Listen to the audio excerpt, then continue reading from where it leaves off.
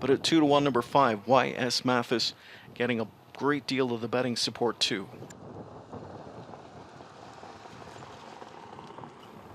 Eighth race on its way. They're often pacing all the outside horses blasting out of there. Choirmaster, Sports Obsession, Southwind Dredge. Then from the rail is a Netto. Sweeping up between is Y.S. Mathis for position off the gate. Rough gated Shelton Sealster. He was extremely rough in that first turn and plummets near the back of the pack as a result. Had to be steadied by Jameson. They drive to the quarter and it's Southwind Dredge flexing his pecs early as he's up front in 26-4. He's 86-1. Here's a pocket pop by Sports Obsession as McDonnell's got him on the backstretch hustle now. Then a gap of 4 to Choirmaster from in third. Y.S. Mathis fourth. Fifth inside to a Netto. Overland from in sixth is Beach Blanket Book.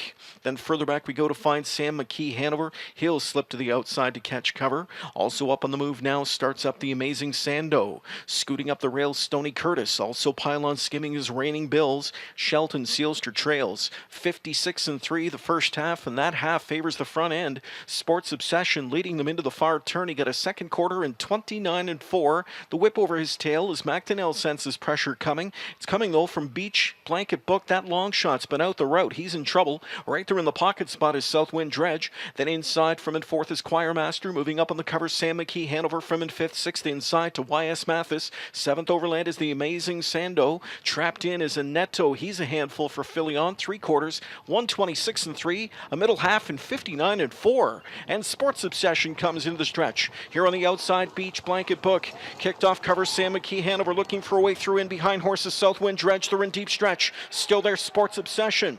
Beach Blanket Book looking for the pylon. Squeeze! Y.S. Mathis, he found that room for Wah.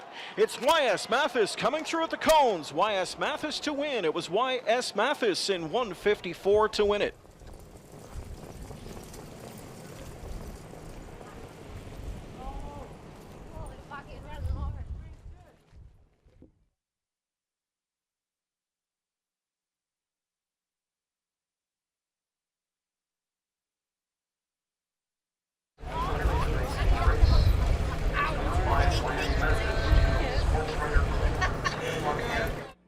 Y.S. Mathis captures the second and final OSS gold for these rookie Colton Gelding Pacers. Louis Waugh engineers it on this son of sports writer. Made a nice debut last week, a nice little prep for this. Maybe just take me through the trip, because it kind of looked like you're in a bit of a pickle there coming up the lane. Yeah, I was looking for room on the outside a little bit. And then I saw that the post horse was definitely out a little bit, so I kind of shoot from the inside. That was probably the best option I had there.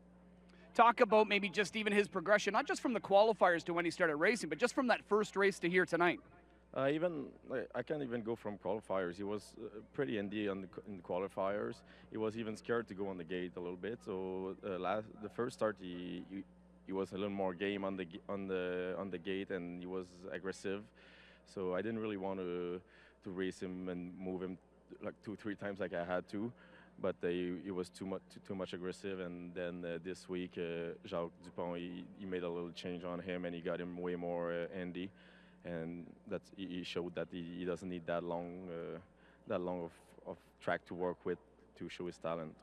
I mean, he's got a quick turn of foot. Is that maybe his best asset right now, the way that he can gobble up that ground? Yeah, exactly. And like I said, as long as Jacques is going to be able to keep him kind of quiet, because that's probably can be his worst enemy. I think he might turn out in a pretty good colt. You've sat behind a bunch of 2-year-olds this spring, developing these horses. Is this maybe one of the colts that kind of stood out to you that you were excited to get started with? Oh yeah, the first day I sat behind him, because I haven't sit behind him like over the spring or whatever. Just the first time he qualified, I think, and I was really impressed by him. I even talked after when I went to Tree River with the owner of him. Yeah.